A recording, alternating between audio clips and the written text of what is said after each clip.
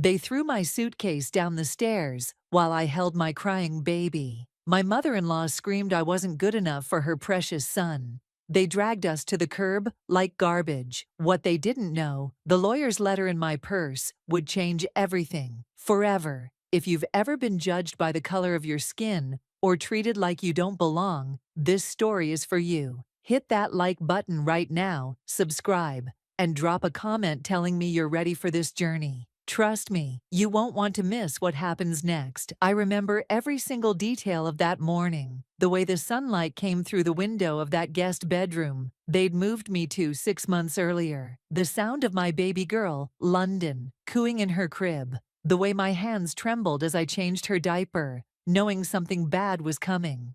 I could always feel it in that house, that thick, suffocating tension that lived in the walls. But nothing could have prepared me for what happened next. I heard the footsteps first. Heavy, angry footsteps coming up the stairs. Then my mother-in-law's voice, sharp as broken glass. "Get out here. Now." I picked up London, held her close to my chest, and opened the door. Standing there was my mother-in-law, Christine, my father-in-law, Harold, and 3 of their adult children. Not my husband, though. Michael was nowhere to be found. Typical. Christine's face was twisted with rage. "You thought we wouldn't find out. You thought you could steal from this family." I had no idea what she was talking about. My heart was pounding so hard, I thought it might burst. "I didn't steal anything," I said, my voice barely above a whisper. London started crying, sensing my fear. "Liar!" Christine screamed, and she held up a diamond bracelet I'd never seen before in my life. "We found this in your room. My grandmother's bracelet. You disgusting thief." I tried to explain. I tried to tell them I had never seen that bracelet, that someone must have planted it, that this was insane. But nobody was listening. Harold grabbed my suitcase from the closet and started throwing my clothes into it. My belongings, my baby's things, everything just tossed around like trash. I begged them to stop. I asked where Michael was. Christine laughed, this cruel, cold laugh that I can still hear in my nightmares. "My son finally came to his senses. He knows what you are now." They dragged me down those stairs. I'm not being dramatic. Harold literally grabbed my arm while I clutched London, and Christine pushed from behind. My baby was screaming. I was crying, begging, trying to understand what was happening. They threw my suitcase out the front door, and it burst open on the driveway. My clothes, my photos, everything scattered across their perfect lawn. The neighbors were watching. Some of them were filming on their phones. And I was pushed out onto the street like garbage. Christine stood in the doorway, her face full of satisfaction. "You never belonged here anyway. We tried to tell Michael, but he wouldn't listen. Look at you. You think you're good enough for this family? You think your kind belongs in a house like this? Your kind." Those words hit me like a slap. After 3 years of marriage, after giving them a grandchild, after enduring every microaggression, every racist comment disguised as a joke, every time they touched my hair without permission or told me I was pretty for a black girl, it all came down to this: your kind. I sat on the curb, holding London, rocking her until she calmed down. I had nowhere to go. Michael and I had a joint bank account, but I had no access to it. He controlled everything. I had $200 in my purse. That was it. 3 years of my life, and I was sitting on a curb with $200 and a broken suitcase. Let me tell you how I got here. How a girl with dreams and dignity ended up broken on the side of the road. I met Michael in college. He was charming, handsome, said all the right things. He told me he didn't see color, that love was love, that his family would accept me. I ignored the red flags, like how he never posted pictures of us together on social media, or how it took him 2 years to introduce me to his parents, or how when he finally did, Christine looked me up and down and said, "Well, you're not what we expected." The wedding was small. His family barely showed up, and the ones who did looked miserable. My own family warned me, my daddy especially. He pulled me aside the week before the wedding and said, "Baby girl, you deserve better than this. A man who truly loves you wouldn't let his family treat you this way." I was so stubborn, so in love, so stupid. I told him he was wrong, that Michael was different, that everything would work out. My daddy just shook his head, hugged me, and said, "I'll always be here when you need me." Except he wasn't, because 2 years later, my daddy died suddenly of a heart attack, and Michael convinced me not to go to the funeral. He said the stress wasn't good for me since I was pregnant. He said his family needed us at some important dinner party. He said my daddy would understand. I believed him. I missed my own father's funeral, and that guilt ate me alive every single day. Living in that house was torture. They moved us in, temporarily, after the wedding. But temporary turned into 3 years. Christine criticized everything I did. The way I cooked, the way I cleaned, the way I dressed. She told me my natural hair was unprofessional and pushed relaxers on me. She commented on my body, my skin, my culture. Every single day was a new wound. When London was born, it got worse. Christine called her the baby, never our granddaughter. She made comments about London's features, her skin tone, her hair texture. She bought her dolls that looked nothing like her. And Michael, he just let it happen. Every time I tried to stand up for myself, he'd say I was being sensitive, that I was imagining things, that his mother meant well. I became a shell of myself. I stopped calling my own family because I was ashamed. I stopped doing my hair the way I liked it. I stopped cooking the food I grew up with. I tried so hard to fit into their world that I disappeared completely. And they still hated me. They still saw me as beneath them, as not good enough. So there I was, sitting on that curb, broken and defeated, when I reached into my purse for my phone. That's when I felt it. The envelope, thick, official looking.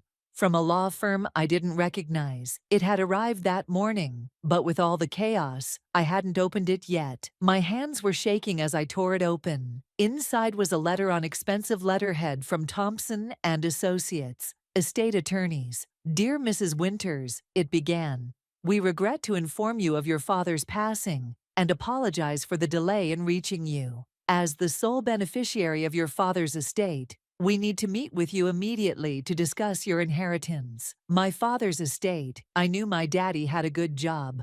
But estate, inheritance, my heart was pounding as I kept reading. And then I saw the number, $4.7 billion. $4.7 billion.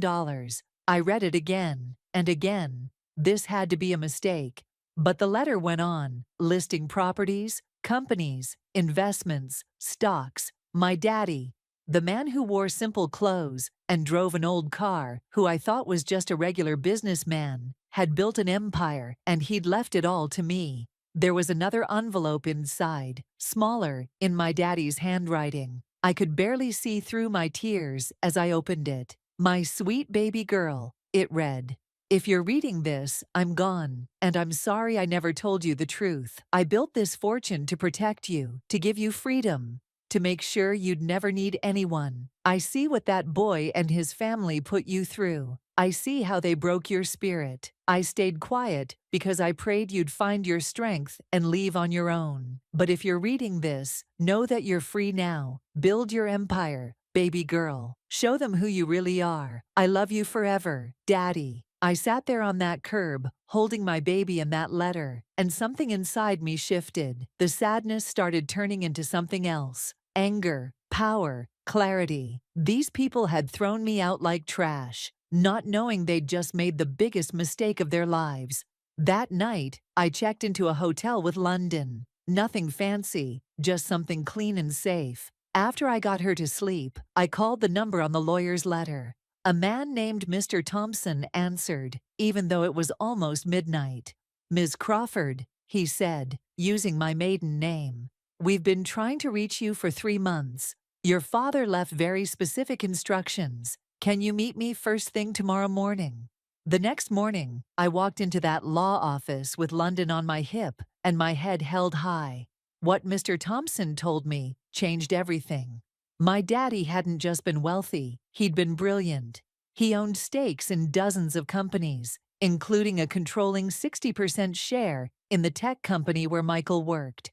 The company that Michael always bragged about, that his family invested in, that they thought made them so important. My daddy owned most of it. But it got better. Remember that beautiful family estate that Christine and Harold were so proud of? The land it was built on. My daddy had sold it to them 30 years ago, with a buyback clause, a clause they'd clearly forgotten about. With one signature, I could take it all back. Mr. Thompson laid it all out for me. Every asset, every property, every business deal. And then he told me something that made my blood run cold. My father had been supporting Michael's family financially for years. Their lifestyle, their investments, their social status. It was all built on my daddy's money. They'd been living off the generosity of the man whose daughter they tortured, whose granddaughter they rejected.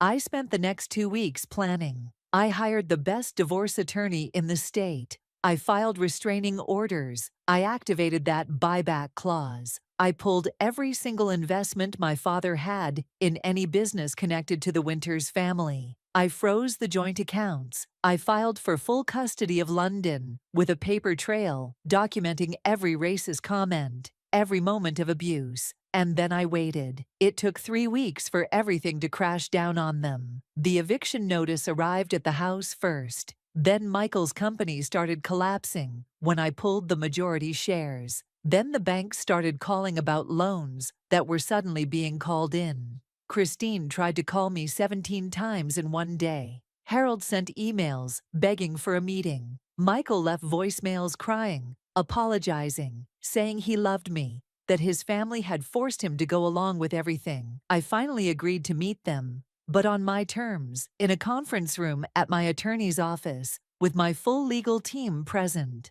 I walked in wearing a tailored suit, my natural hair in beautiful braids, with London on my hip. The transformation in their faces was beautiful.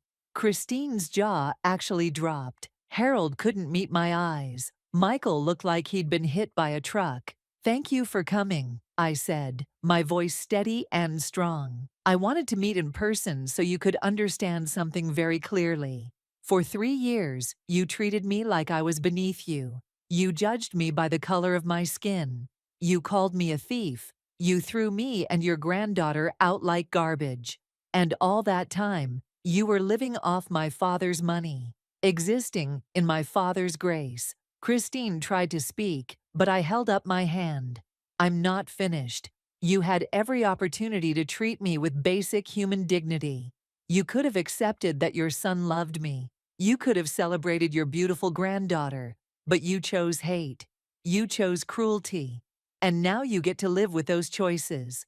Michael stood up, tears streaming down his face. "Please, I love you. I'll do anything. I'll stand up to them. We can start over." I looked at him for a long moment. This man I'd once loved so deeply. This man who'd watched his family destroy me and done nothing. "You had 3 years to stand up for me, Michael. You chose them every single time. The divorce papers will be served tomorrow. You'll have supervised visitation with London until she's old enough to decide if she wants to know you. That's more grace than you deserve." I turned to Christine and Harold. "You have 60 days to vacate the property. Don't bother begging. Don't bother apologizing. You showed me exactly who you are. I believed you." And then I walked out of that room with my daughter and my dignity and never looked back. That was 6 months ago. Today, I live in a beautiful penthouse that I chose, decorated with art that celebrates my culture. London is thriving, surrounded by family who loves her exactly as she is. I've started a foundation in my daddy's name that helps women escape abusive situations and rebuild their lives. I'm learning to run the businesses my father built, and I'm good at it. Turns out, I have his mind for numbers and strategy. But the real victory isn't the money. It's not the revenge. Even though I won't lie and say that didn't feel good. The real victory is looking in the mirror and recognizing myself again. It's wearing my crown of natural hair with pride. It's teaching London that her brown skin is beautiful, that her heritage is powerful, that she comes from strength. Sometimes I think about that morning on the curb, how broken I felt, how hopeless everything seemed. And I'm grateful for it now because it forced me to remember who I was before I started shrinking myself to fit into spaces that were never meant for me.